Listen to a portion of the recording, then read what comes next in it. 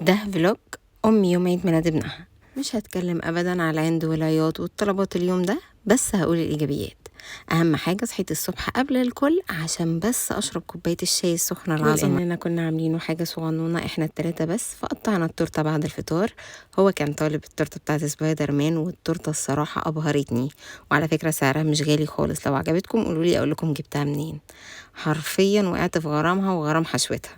باين العظمة ولا باين أكتر؟ وعلشان كان نفسنا يقضي أحلى يوم بأقل تكلفة، فروحنا المكان اللي الدي يوز فيه ب50 جنيه. صحيح ما تنسوش تشوفوا الفيديو بتاعه، هسيبهالكم في علامة الآي فوق أو في أول تعليق مثبت.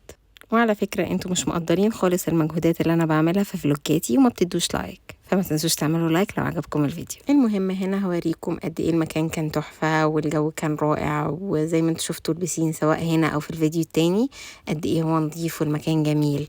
فهسيبكم الفيديو هو يتكلم عن نفسه. احنا كنا رايحين متأخر ومتأخرناش برضو في النادي، قعدنا تقريبا لحد الساعة 6، وبعد كده رحنا المكان اللي هي اكتر حاجة احنا صرفنا فيها في اليوم دوت كان الاكل، وده عشان احنا الصراحة استغلينا اليوم دوت في اكلة سي فود كان نفسنا فيها، ورحنا اسماك جمبري وقعدنا الصراحة ناكل في الاكل ده. اخدنا الباقي تيك اواي معانا، قعدنا ناكل فيه 3 ايام وبس. هو ده الاكل اللي احنا اكلناه.